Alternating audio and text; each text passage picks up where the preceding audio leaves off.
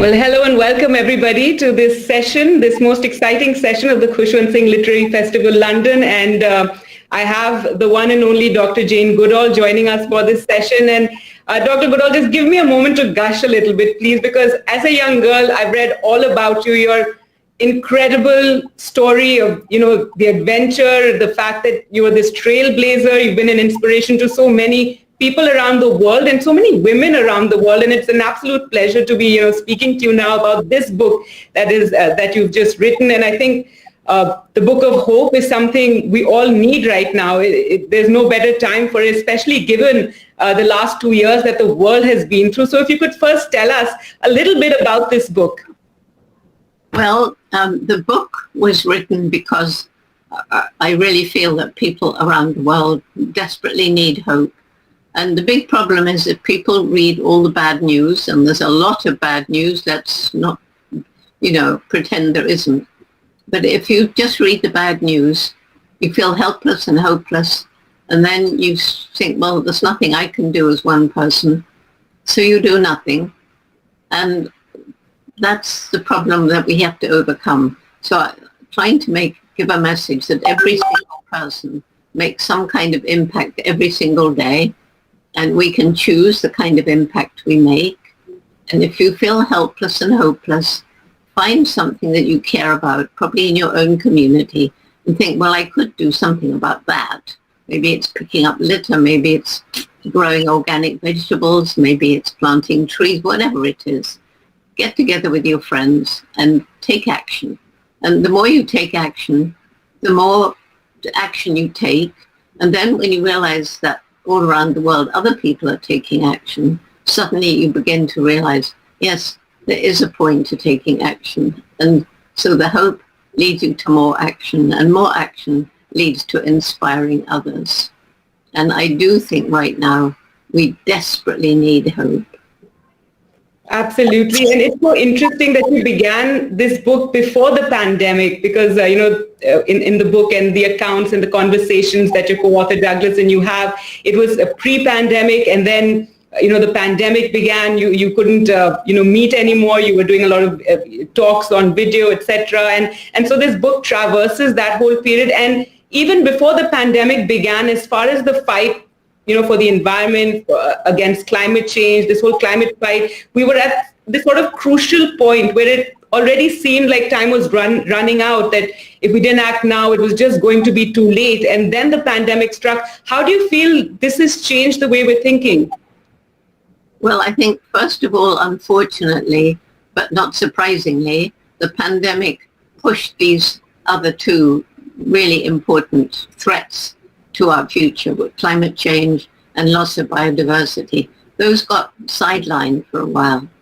But now people are beginning to realize that it was exactly the same disrespect of nature and disrespect of animals that not only led to the pandemic, but also to these other climate crisis and loss of biodiversity. And so I think more people are understanding that we've brought these things on ourselves, and more people are feeling, we do need to have a different relationship with the natural world. We depend on the natural world for clean air, for clean water, for food, for shelter, for everything. But what we depend on is healthy ecosystems. And a healthy ecosystem is made up of the interrelated sum of the animals and plants that comprise it. And when species start becoming extinct, you tear holes in this tapestry. And if you tear enough holes, the ecosystem will collapse. So it's really, really important that we get together and start thinking differently about how we relate to nature. And in the book, you talk about the 4 great challenges that are facing us for our survival. If you could, tell us a bit about that. Well, the great challenges I see, first of all, we must alleviate poverty. Because if you live in extreme poverty and you're out in, say, around a national park, you're going to destroy the last trees because you've got to survive. So you may destroy them to get some land to grow food on, because your own land is overcrowded and infertile. or to make charcoal, or to hunt and sell animals, something like that. So that's one big problem, alleviating poverty. And a second problem is the unsustainable lifestyle of so many of us, of so much more than we need, and we waste so much: food, clothing, electronics. We just buy and throw away, buy and throw away. And it was your Mahatma Gandhi who said that the planet can provide for human need, but not human greed. And then we cannot ignore the fact that our populations are growing and our populations of livestock are growing. And already in some places we are taking nature's finite natural resources faster than nature can replenish them.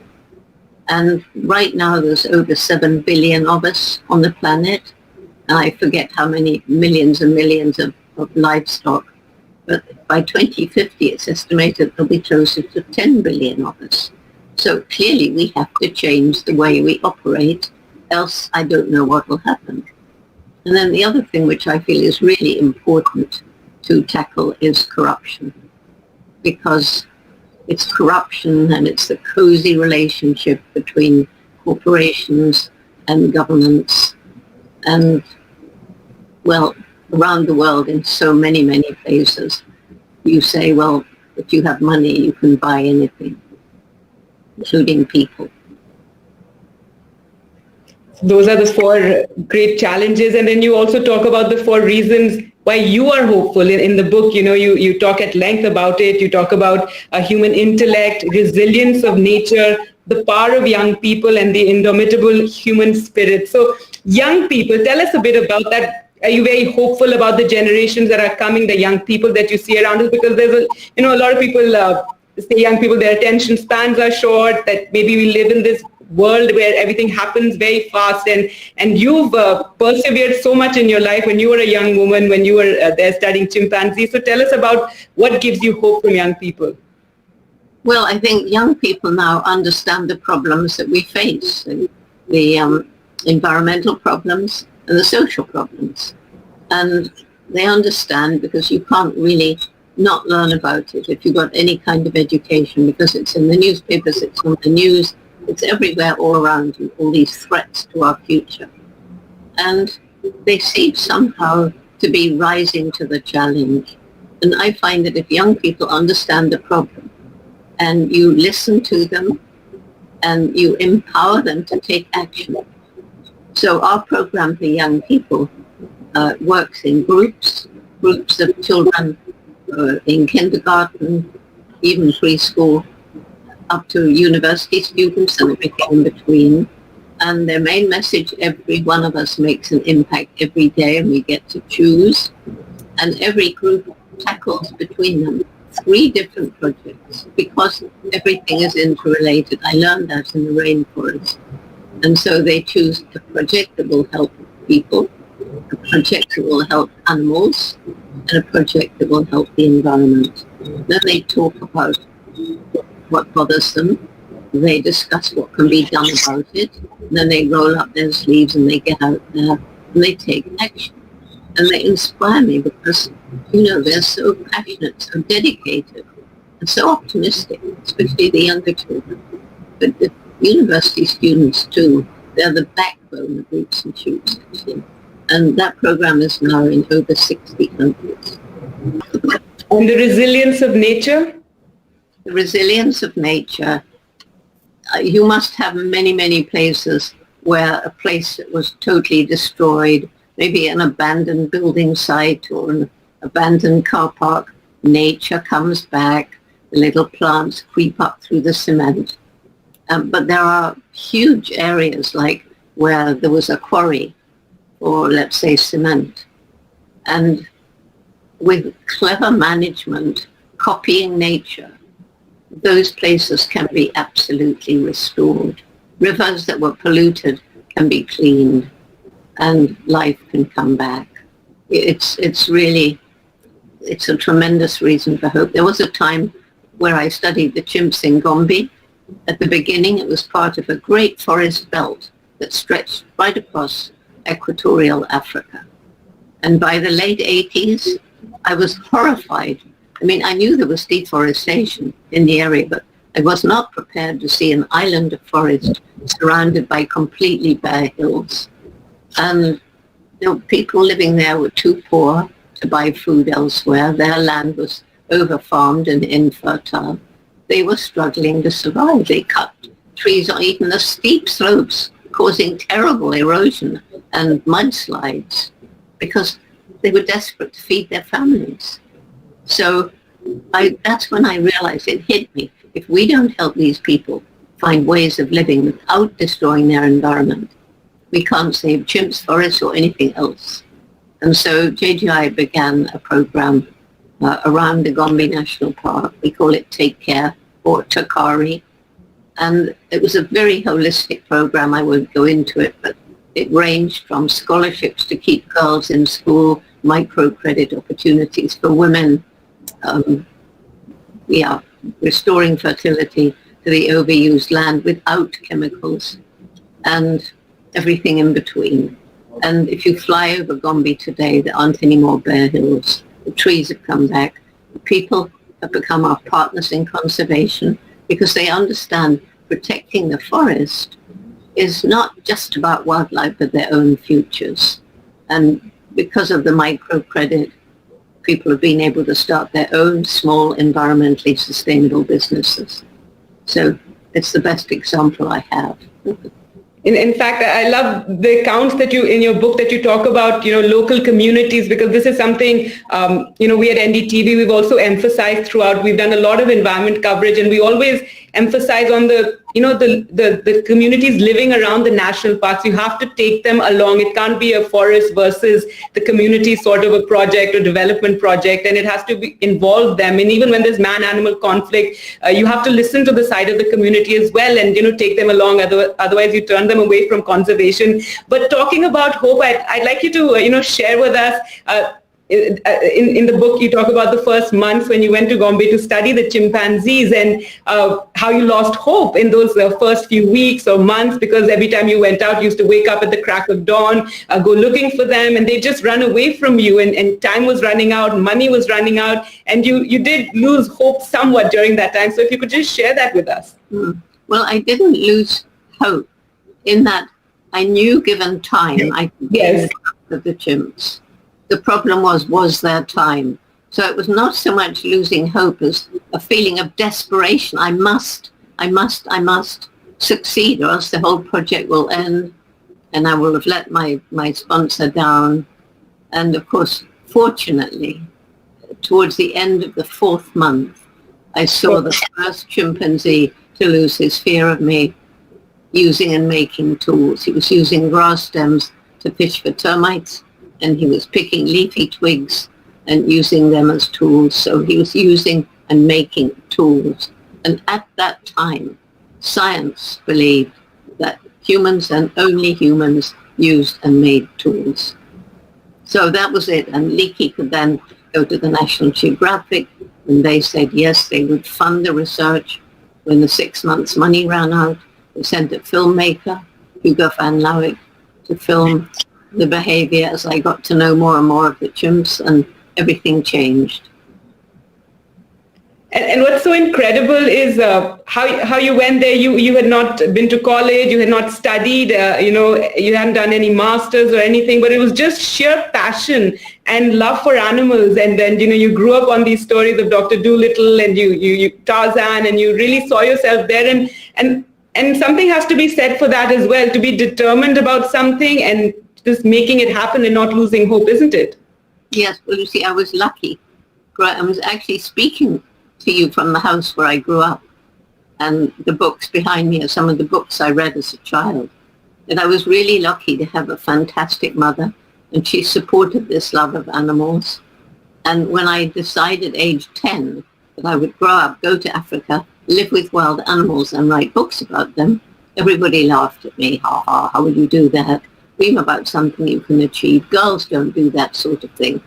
But Mum always said, if you really want to do something like this, you're going to have to work really hard, take advantage of every opportunity. If you don't give up, maybe you'll find a way. And so that was the encouragement I had from my mother. And I think it emphasizes the importance of parents supporting their children. We know from 60 years of observing the Gombe chimps, we're now in the beginning of the 5th generation. And we can look back over the data, and the chimps who had supportive mothers do better. The males reach a higher position in the hierarchy, probably sire more infants, and the females are better mothers.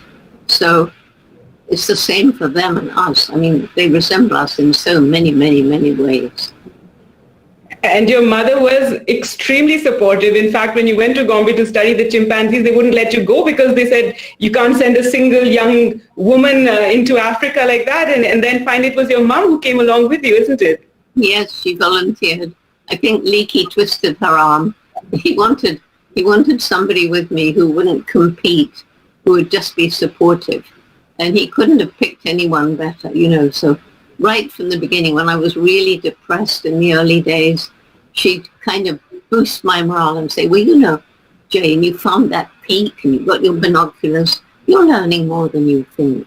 Learning how they make nests at night in the trees, bending the branches over, learning the kind of food they eat, learning the calls that they make, seeing the different kinds of groups they travel in, or they sometimes all meet up for a great feast and joy when a new food becomes available. So I actually was learning quite a lot, but it wasn't what I wanted to be learning. I wanted to get to know them as individuals and be able to be accepted by them. Just wonderful, the stories, about them and about how you gave them all names. And that's something so interesting because here in India as well, in our tiger parks, we call them T23, T32, the tigers. We're not supposed to name them, but everybody eventually does. And, and everybody, they talk about their characters, etc. around tiger parks. There's a lot of lore around that. Now, the theme for the festival this year, the Khushwant-Singh Literature Festival, No Man is an Island. And I think this pandemic has really brought that home, isn't it? Because right now we're trying to get ahead of this disease. We're trying to vaccinate. You have the richer countries vaccinating, poorer countries aren't vaccinated enough. And unless we help each other, we're not going to find a way out. So no man is an island in this. We're not all safe unless each and every one of us is safe. Yeah, we need to get together. That's what I keep saying again and again and again. Alone, we can't do much. We can do what we can, and some people can do more than others. But it'll only make a real difference if we all get together. That's really the essence of the Roots and Shoots teaching. If enough people get together, you can truly make a difference. If enough young people say, we're going to clean up this stream, well, it happens. They even go as far as to go upstream to where the pollution is coming from, talk to the factory or whatever it was, try and get legislation in. That's an example from the US, by the way, which really happened. Yes. So, but it can happen anywhere. Well, we have a lot of people sending in questions for you, comments for you, a whole number of them praising you and, talking about how they're making their children watch right now. But one of the questions from Bharat Avalani is, Dr. Goodall, what keeps you so active now? You're an example to the rest of the world. You have a punishing schedule, much like Khushwant-Singh, who woke up every morning at 4 a.m. and that went on till he was 99. Well, right now I'm not waking up at 4 a.m., although it was more like that till I got this book finished. But it is every day. It is Skypes and Zooms and interviews, and it's very hard giving a lecture when you're not in an auditorium. You don't get the feedback. You have to stare at that little camera spot on top of the laptop and get the same enthusiasm into it. But if you don't, there's no point giving the lecture. So I've had to learn to do that. And what keeps me going? Well, partly because I'm a very obstinate sort of person. I won't give in. I won't give in to the forces of evil. And there are forces of evil out there, quite honestly. Some of the big corporations who actually hide, they bury the fact that's been proven that their products will harm people or harm the environment. And they suppress that data. We've got leaked emails now proving it. But anyway, never mind that. So anyway, I'm obstinate. Also, I care passionately. I care about the environment. I'm devastated because half the bird species that were here when I was a child have gone. And we cannot let that go on happening. And mostly it was pesticides. And finally, I feel the great spiritual power. I feel it most when I'm out in nature, particularly in the forest. And sometimes just opening up to what I believe is a great spiritual power. Answers come.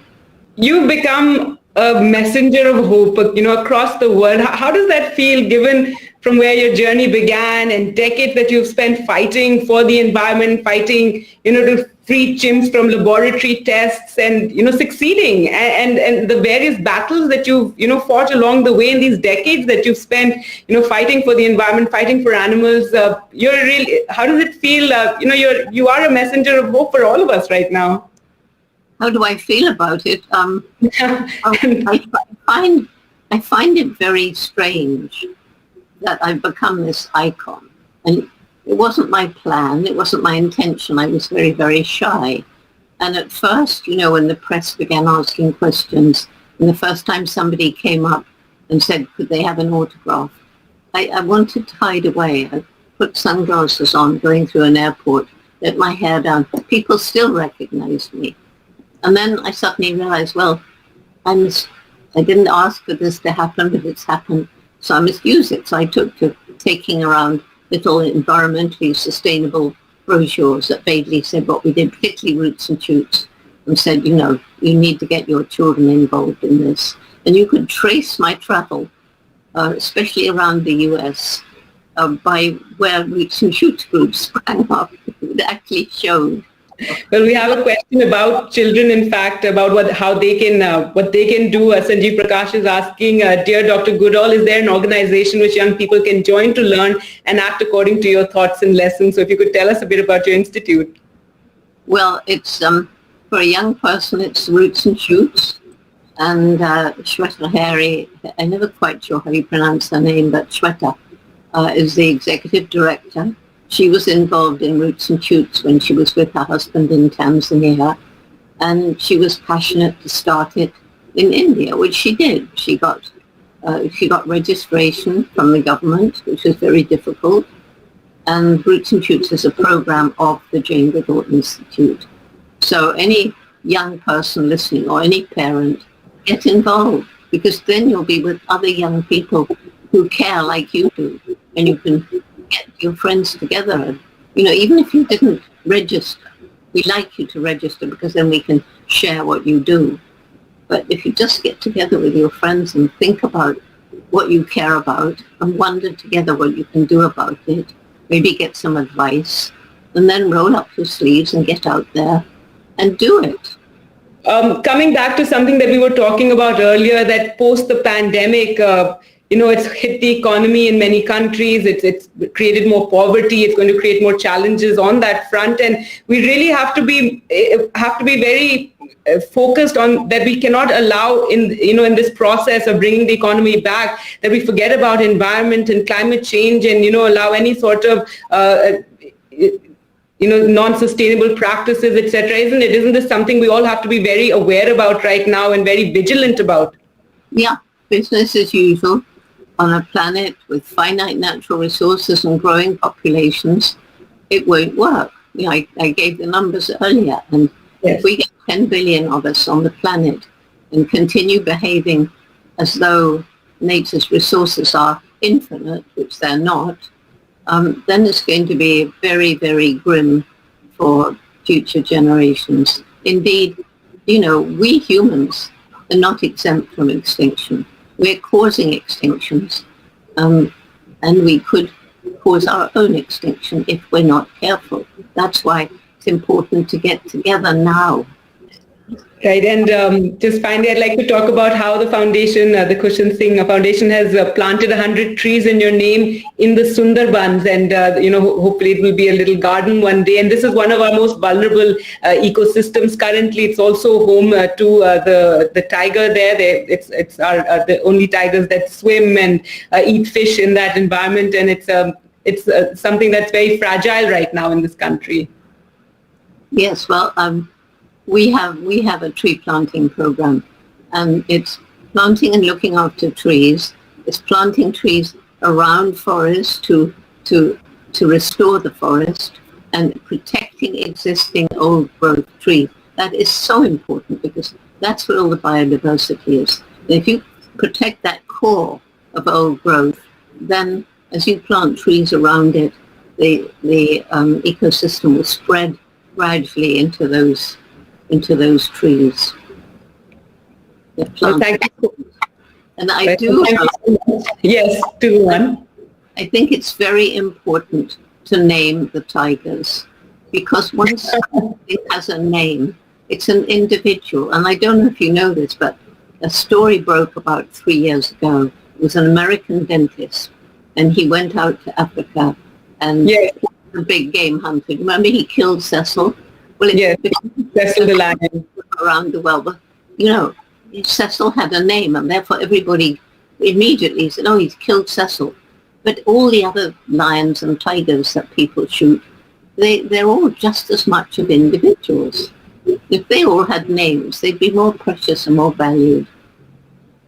That's very interesting, and I'll definitely take that question back to our forest department who have this rule of not naming the tigers. But as I said, the communities around, the guides, the tourists, everybody does name them, and they all come with their little stories and lore. And I think, yes, that creates a lot more attraction, and the story of Cecil is absolutely right, and that's what created a lot of, furor across the world when he was killed by the American. Thank you so much, Dr. Jane Goodall. It's an absolute pleasure. Again, it's an honor. I mean, I grew up reading about you, and it's absolutely wonderful to have had this conversation with you.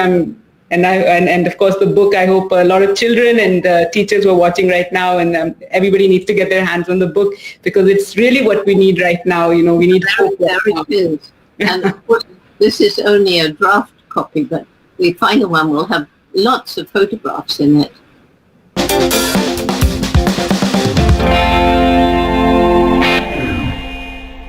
Yo.